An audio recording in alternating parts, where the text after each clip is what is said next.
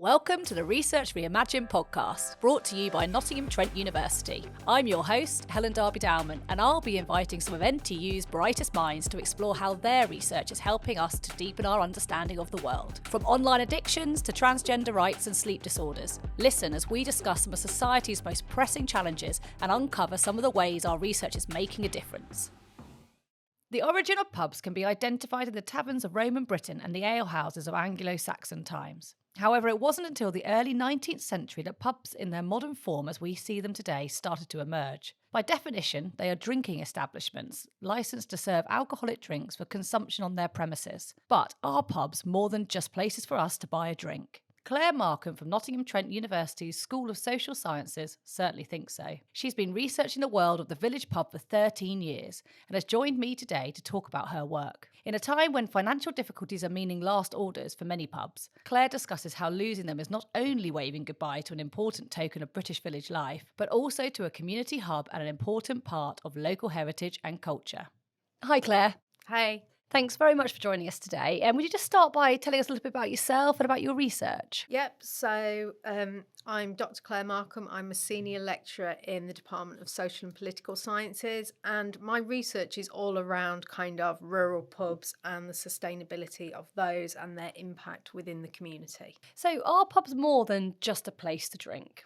Yes, in put simply. So I don't drink myself, but I will visit pubs. And the reason I do that is because to me, they're places of history and heritage.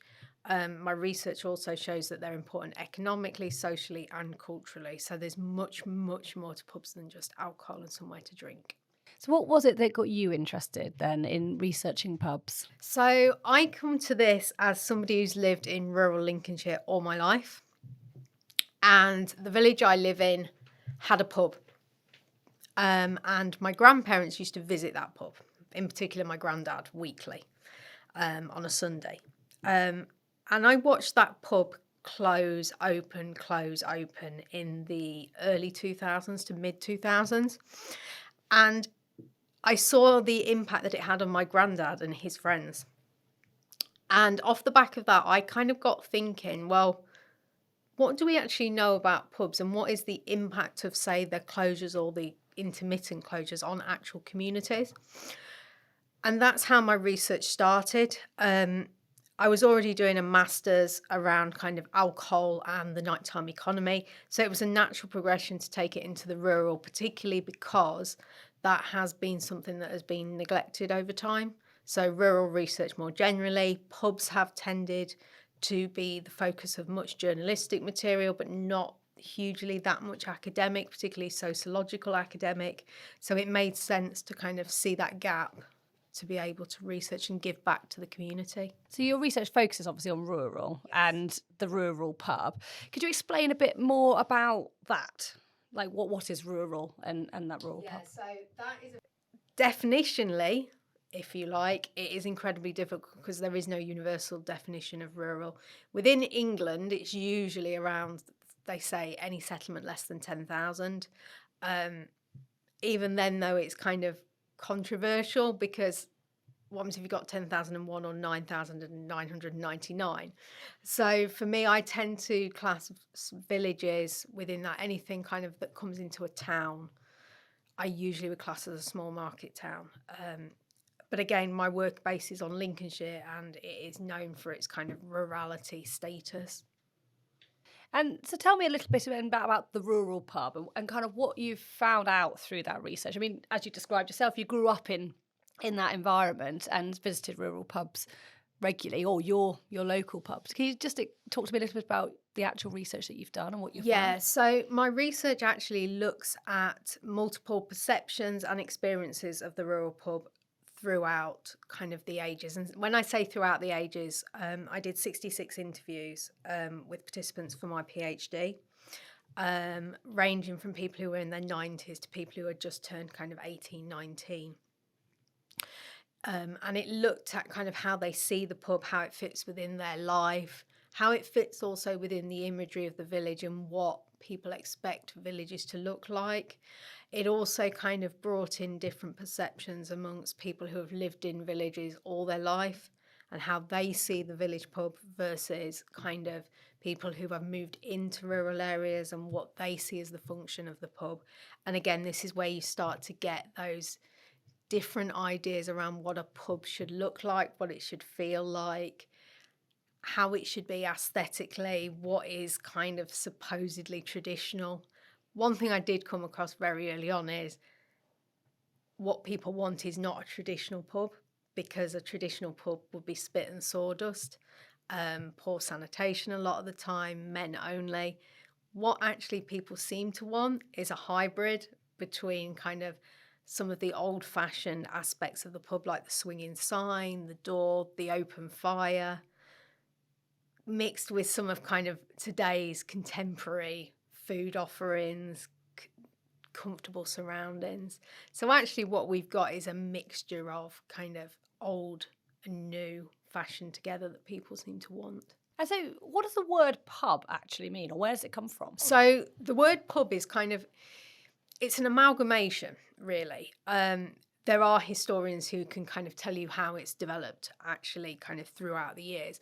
But ultimately, you used to have things like ale houses, taverns. Then become more along the lines of, as society's changed, things like the tavern and the ale house were there for kind of accommodation purposes, in particular the ale house. And the transporting of horses, kind of for mail and things like that. The pubs had much more of a function as kind of overnight spaces. The pub has now become an umbrella term and relatively now covers most drinking spaces.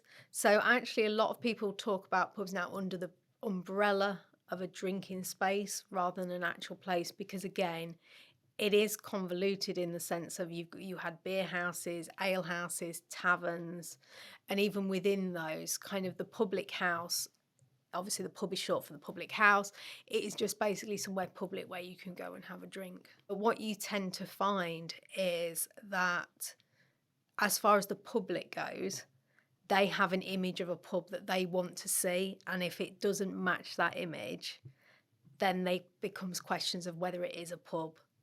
But more broadly than that, not only is it a pub, is it really a village? So if the pub doesn't function as people think it should do within that village locality, you get people then questioning it. Is it even a village? So that's an interesting subject then. So tell us a little bit about, from your research, how the pub actually fits into the village, like the kind of importance of its stature within that. From an academic perspective, you could argue that the pub falls into something called the rural idyll.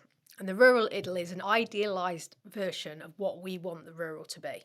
Okay, so within that comes this idea that a community should have post offices, shops, pubs, but should be community focused. And the pub is a central feature of that, with the church and the post office.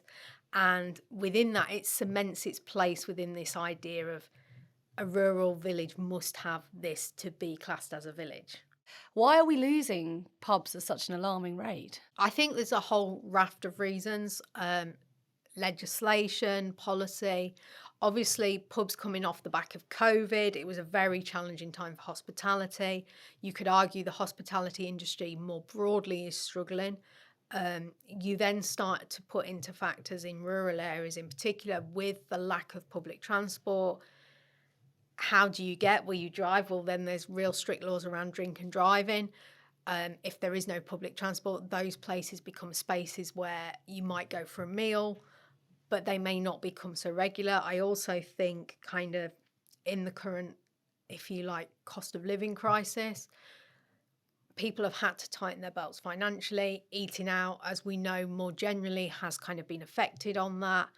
So again, I think there's a whole range of things when you then also look at the actual costs of running a pub, from the electric to the gas, those kind of things, plus the rents. Again, if it's a tenanted pub, have the rates gone up? So I think there's a whole combination of factors that have just kind of hit that perfect storm, and they've all come together to create a kind of, I mean, one thing that is worth saying is that rural pubs are often and have often faced closure. So again, if you look at my research, I have all the pubs that have been part of my research, I looked at the villages, and most of them over the last 100 years have seen a decline from 3 or 4 in the village to 1. So it's not necessarily a new phenomenon that they're closing. I think now, though, we've got much more of a sense of what the impact of that closure is, rather than kind of they're just closing. And so I think there's that. And I also think one of the things that I wanted to do with my research was go away from, yes, the pubs are closing, to actually look at what is the impact of those closures. So if you read all the kind of headlines, you will hear these kind of stories like X amount of closing per day. But what is the actual impact of that? That is what we're kind of missing. And that's where I wanted my research to go, in a kind of novel direction, reimagining that. Well, what does it mean to a community? And how can we help sustain the community, but also sustain the rural pub through it as well? Yeah, because you were talking about at the beginning about what is rural, and you were talking about the post office and the shop and the pub and the church. Well, a lot of places also don't necessarily have a shop anymore or a post office. So can you talk to me a little bit about the impact that these pub closures have on those communities? So the first thing to say is, one thing that is different between post offices and shops and pubs is that there has been quite a few studies on the impact of post office closures on rural areas. Okay, so when I was kind of doing my literature reviews and things, it was very, very easy to find data, if you like, or literature on the impact of post office closures. No such thing when I started my PhD existed in terms of rural pubs. So my work were kind of, I see it as one of the first. There are a couple of us academics who study kind of pubs around, but realistically, I think kind of one of the things that makes my work, or made my work, more novel at the time was the fact that it actually started to bring out that impact. So broadly speaking, there are different impacts depending on which direction you want to look. Economically, which isn't my area of expertise, but I do cover it within my PhD, that is much more along the lines of the impact on the local economy, also kind of like the through-fall of kind of cross-sale between produce. So there's an impact on the local economy. That is also felt, though, when people don't visit the area, because if there is no pub, they may not visit the area, so you get the impact put through that. My two kind of areas that I tend to focus on is the social.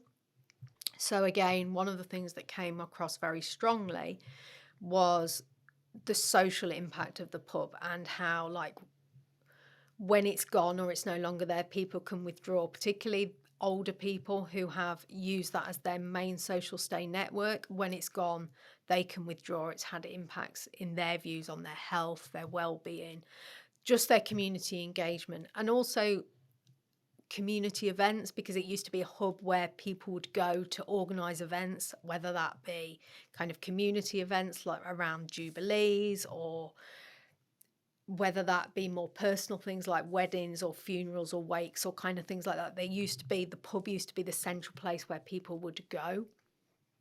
So there's kind of that aspect to it. And then the aspect that has really kind of interested me, and where I'm kind of taking my work even more forward now, is the history, heritage, cultural side. So how the kind of the taking away of those places impacts on what we see as a village, but also the history and the heritage. So again, if you can think about a few months ago now, the Crooked House, the outcry that came from that around kind of this being a kind of a national icon, a treasure.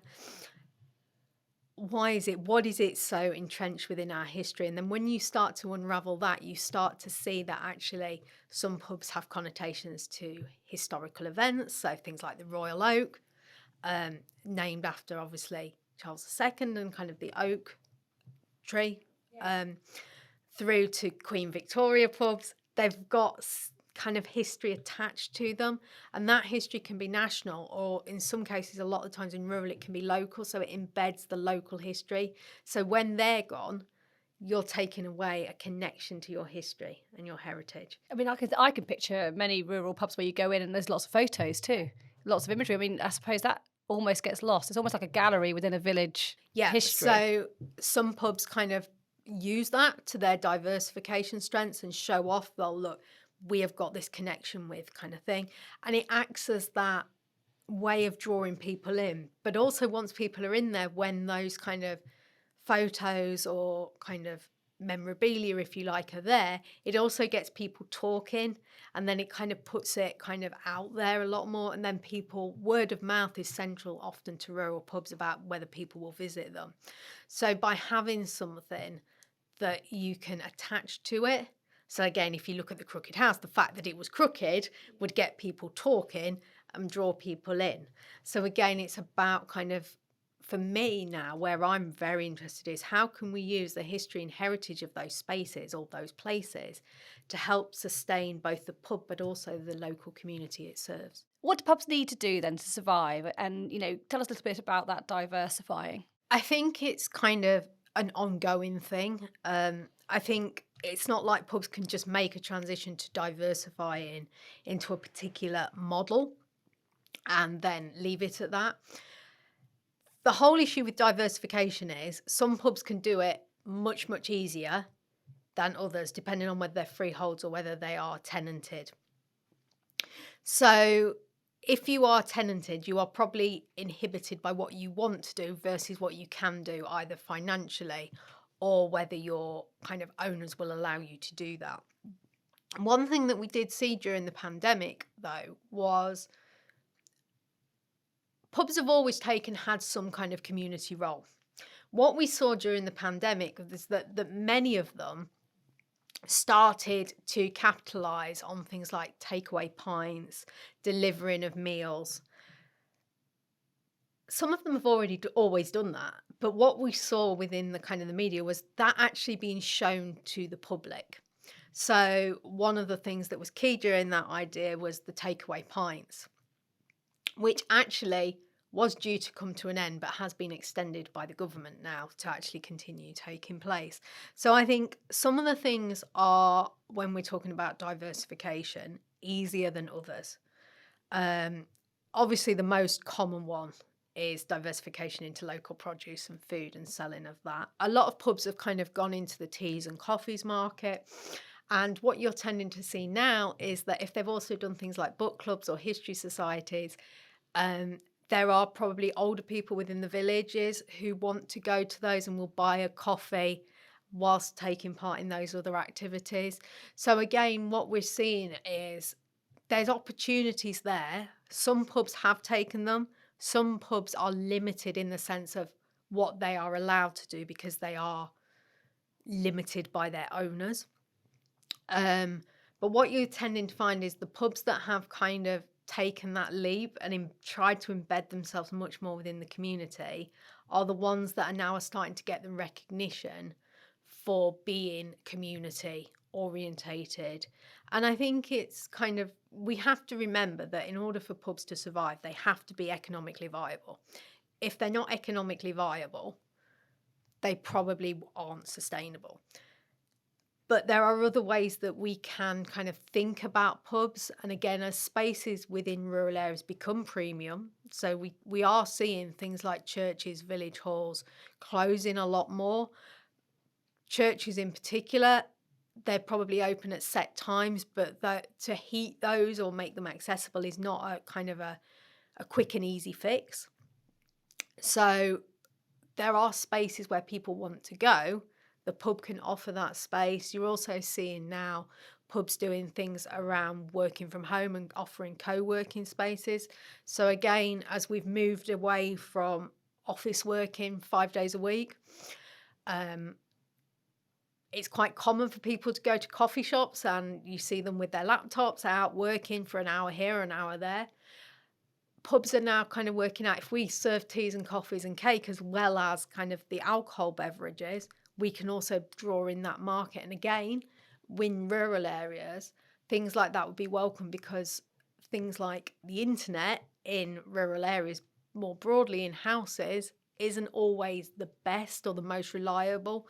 So it might be that you could go to your pub or a space like that and work within those areas, saving on commuter costs and things like that, and also to get you out of your house for your mental well-being as well, because if you're stuck in the same space 24/7, just being able to work somewhere different can give you that kind of freedom, that space to kind of be more creative or more productive. So where do you think we maybe be in 5 years' time? If you think in like a year ago we were losing sort of almost 400 pubs in a year, do you think we're going to be on that same pattern? I think it's kind of difficult in some respects to give a definitive answer there. And I think it's difficult for several layers. One, when we talk about figures about pubs closing, what we're never always 100% certain on is, are they pubs that have fully closed, or are they pubs that are closed at the time that the data is collected and then will reopen? So we do know there has, as I've said to you, been a closure in pub numbers. Definitively, it's sometimes hard to actually put the number down on that, because again, you get change in tenants, closes for a bit, reopens, all those kind of issues. I think there's a wider discussion to be had around hospitality more generally, and kind of the discussions around kind of, is government help and support helping the hospitality? How kind of, what can we do? What can local authorities do? I think there's discussions to be had around that. I think kind of one of the things that rural pubs are doing in particular is now trying to showcase their importance. And I think for me, that's the part I want to showcase, their importance, because if we can start to showcase that importance and get it recognised within the academic sphere, within the policy sphere, within the government sphere, all those different spheres, and we can say, look, this is impacting on X, Y, or Z, then we can start to kind of unpack. So we're always saying in the newspapers in particular, and we've said it with the Crooked House, another pub gone, that's massively impacting. But we haven't really got the actual lots of evidence to say, yes, it is impacting, but how is it impacting? And if we can kind of get that out there, and we can show, just like the post offices, that these are needed, then I think that kind of, so it's getting it out there, and it's slowly getting out there, but compared to other kind of rural facilities, it is the one that still kind of remains quite hidden around what do we actually know. Because again, it goes back to that idea that when people think about pubs, they predominantly think about alcohol. And I mean, a lot of my social media stuff is all about showing that I don't drink, and yet I go to these spaces and enjoy those spaces. And I think there's also a market for kind of, we know every year kind of you get the Stoptobers, you get the kind of the dry Januaries. We also know that there are changing shifts within society around movement towards no and low alcohol. We can kind of use those kind of things to bring in, again, there are some fantastic non-alcohol versions now of drinks that you go to the pub and actually you can't access them, because either they are not able to stock them because they are not freehold. So there are things like that. So changing the kind of, having a discussion around possible legislation around what can and can't be done, making it more of a kind of showcasing what it actually means to communities, and also showcasing what it means to our history. Because again, if you look at any kind of big event, and when I'm talking big event, I'm talking things like World Cups, football matches, jubilees, anything like that, pubs are often central to kind of those events, whether that be local kind of matches or kind of more broadly when we're talking about things, they're central to that. You take them away, what's the impact? And again, we can hypothesize and surmise what the impact is, but there isn't a huge amount of research out there that actually looks at that. So the kind of the few of us who do research kind of those areas are starting to do that. But again, rural pubs are still on the periphery compared to, say, like the urban counterparts, simply because rural sociology isn't as far developed, if you like, as kind of more city-based studies. Just to recap, what is it that we know so far is the big impacts from pub closures within that rural environment? And then also, tell me about what you want to know next, or, what's going to make that big difference. Broadly speaking, the research, including my own on this, shows that there are economic, social and cultural impacts when pubs close. There are also impacts on history and heritage. And how people view villages. So if people view villages as having facilities that are not there, it will often dissuade people from moving into those localities, and they will favour spaces that match their ideals. So I had in my PhD some participants say to me, and these are quoted in my thesis, that ultimately, even if the pub wasn't open, the village would need to look like it's got a pub for me to go there. Okay, so again, it's that imagery. So I think it's kind of moving away from kind of saying, yeah, and saying, actually, these have become part of our history, our heritage. When they close, there is an impact, both kind of to people there, but also a wider impact on kind of what is happening out in kind of society. And all those things get neglected when they do close, because again, what is happening to those people? So for me, what I want to do going forward is a lot more work around how we can use history and heritage to help sustain pubs and therefore help sustain the rural community more generally. So it's about taking kind of ideas like kind of taking one particular pub, for example, exploring its history, exploring how it's changed through time, exploring what might happen should that pub close and the wider impact of that. So that's what I would love to see and engage with going forward. Claire, thank you so much for joining us today. Thank you. If you'd like to find out more about Claire's research, please have a look in the episode description. You've been listening to the Research Reimagined podcast by Nottingham Trent University. For all of the latest news from the research community at NTU, follow us on Twitter at NTU_research or sign up to our research newsletter by visiting ntu.ac.uk/research. Thanks for listening.